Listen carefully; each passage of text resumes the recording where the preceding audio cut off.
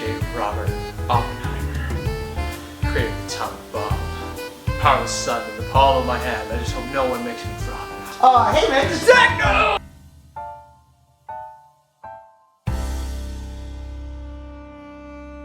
Hi, friends.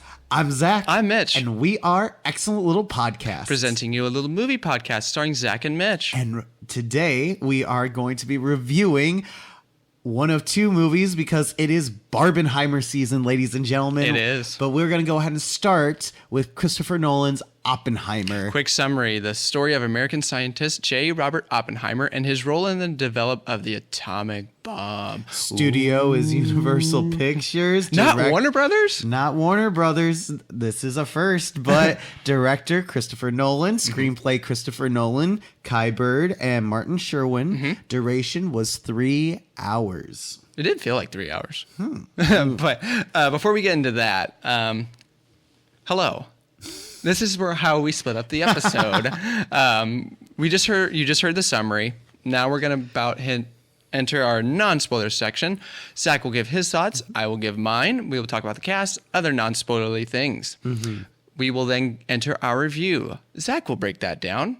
We will review it, and then we will sound an alarm, and we will enter our spoiler section. Without further ado, Zach, this is your number 8. Yeah, and this is your number 1. That is correct, but you go first. All right. So, it's a Chris Nolan film. It's in my top 10. I was looking forward to it, and it's a pretty darn good ride. It's still not my all-time favorite of the Chris Nolan films, but it definitely probably lands within probably the top 3 for me.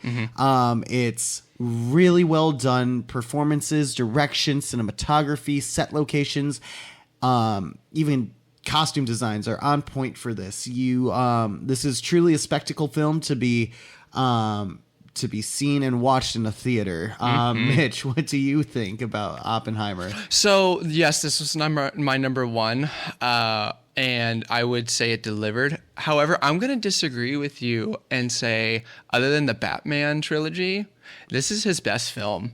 If you take away The Dark Knight, obviously, everyone's going to agree, like, it's going to be The Dark Knight, obviously. But this one, I think, is his best film away from that trilogy.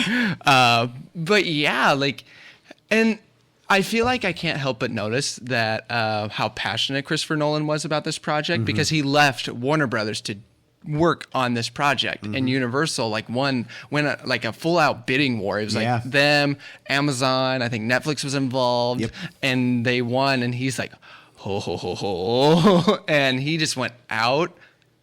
Oh man, I really, really enjoyed this film. But Zach, can we talk about this cast? Yeah, and I know you're really looking forward to this actor specifically because you called him out in your top 10 review. Cillian Murphy as J. Robert Oppenheimer. What'd you think? He nailed it. He really freaking nailed it. He finally gets that leading man status that he's been working so hard to get. And oh man, he was so good in this film. And he had this anxiety about him that was necessary for a film. I mean, it's J. Robert Oppenheimer, one of the creators of the atomic bomb. There's gonna be anxiety when you're making a bomb. I mean, but oh man, what'd you think, Zach? Yeah, he really killed it on this one. I feel I like killed it. Maybe not the best joke to make, but it's but really You went there. I sort of went there. But he really did do a wonderful job in this role. He had the stakes up to wazoo. You really felt a lot of things going on. You see this person go through multiple things throughout his life, and Cillian Murphy does a wonderful job digging into each and every emotion that Oppenheimer had to go through during this entire process. So kudos to Cillian, and kudos to what he's about to do after this. Oh yeah, but we all know this next actor well. Tony Stark? No, it's Robert Downey Jr. He played Louis Strauss. So here's the thing. I really love Robert Downey Jr. Love his work, even all the way back when he was really struggling with other stuff. But this, I can't help but think that this is his best performance, period, amen.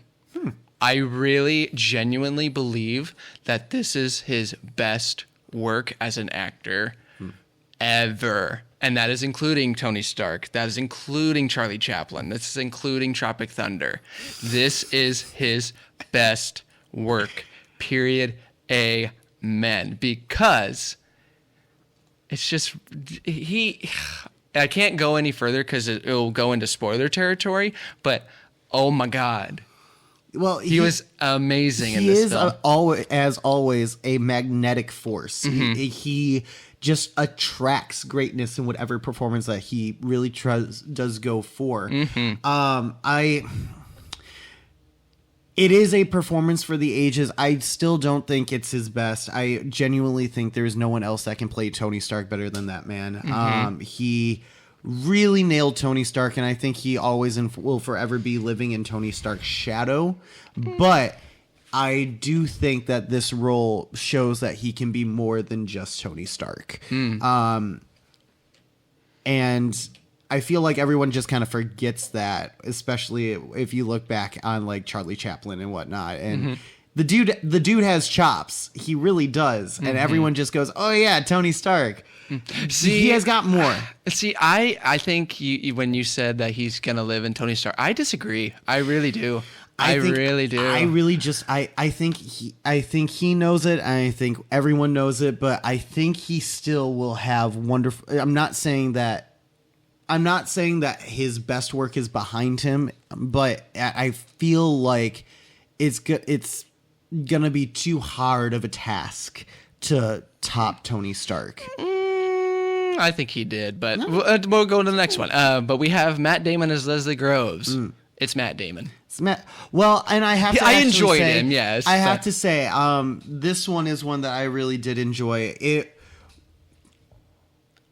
It's a very well done portrayal by Matt Damon. I think he puts a little bit more of a Matt Damon spin on your prototypical general, but at the end of the day, kind of like how you said, it's still just Matt Damon. But as an actor, I think he did really, really well with the role. Could I see someone else in the role? Yes, but I think he still did a wonderful job of making it his own and still bringing out only things that Matt Damon could for the role. And I think I actually do have to applaud him for it. I do have to say, though, I think his role in Air was probably better than this one that he had for this. All right. What did you think for Matt Damon? It was Matt Damon. He was still great, but 0 would be nice. But yeah, it was Matt Damon. But I still enjoyed him. He was still good. But I really want to talk about the direction of this film. So here's the thing about Christopher Nolan films. Everyone talks about how he's like no CGI, practical effects. It's in your face. It's loud. And I feel like this had a little bit more sentimentality, if you will, with if you compare it to his other films. Obviously, you know, when you compare it to like Inception or Interstellar or was it Dunkirk? Yeah. And Tenet, like those were loud. Those were like in your face, like, and there was like you never really got time to breathe.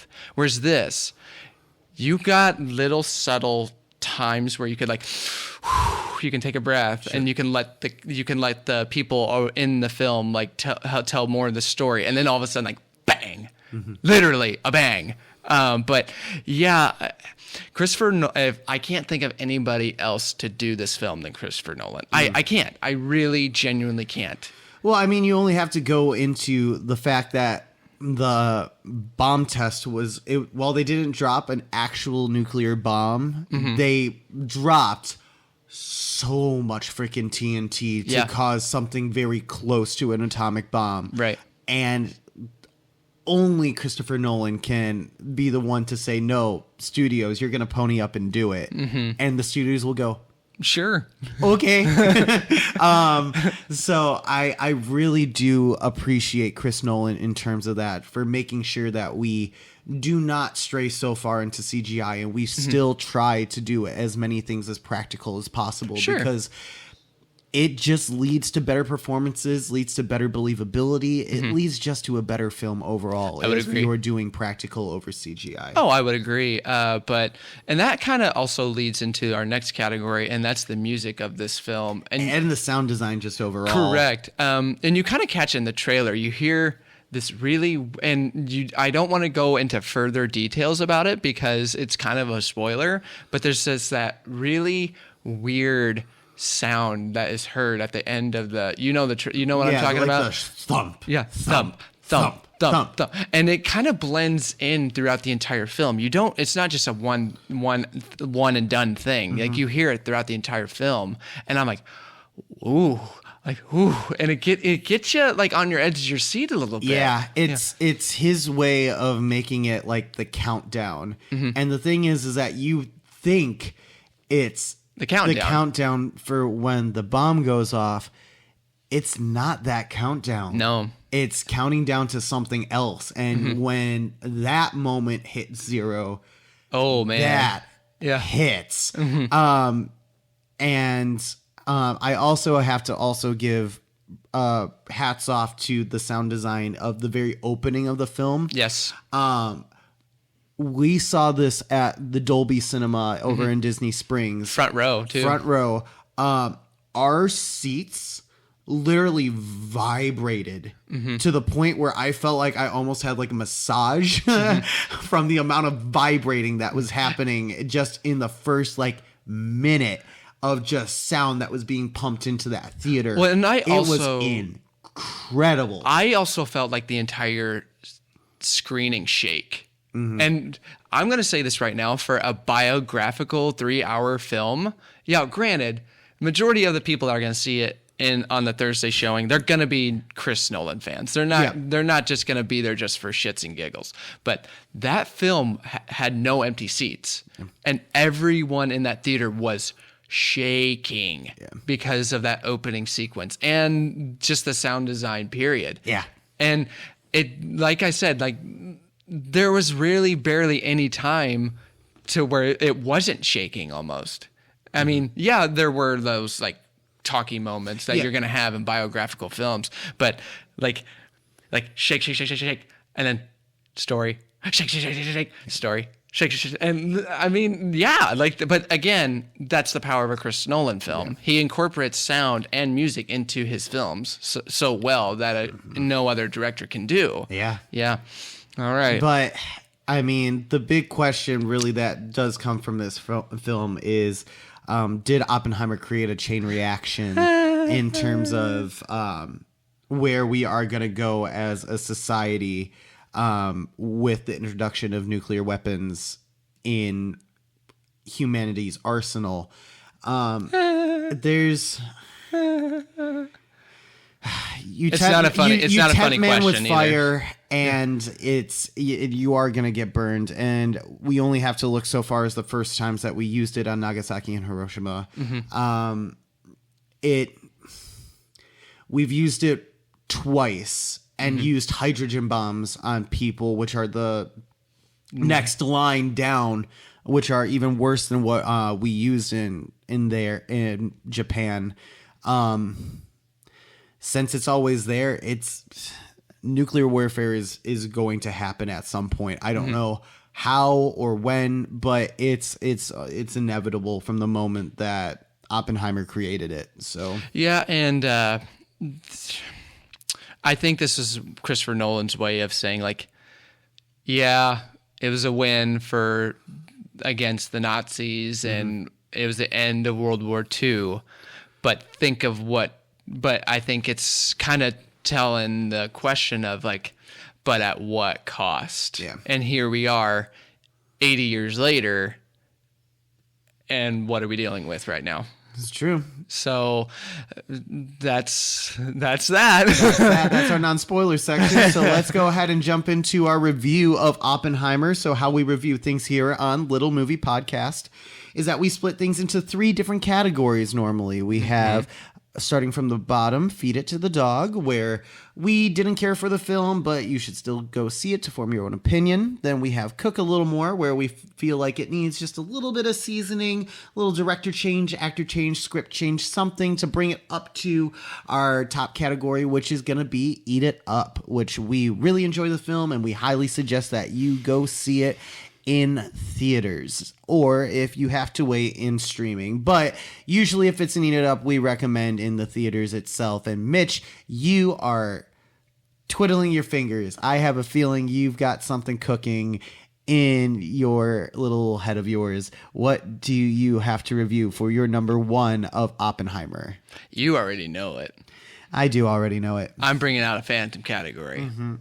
Now, granted, there is still a few things, nitpicky things, that I won't discuss, but this film is a clean plate for me.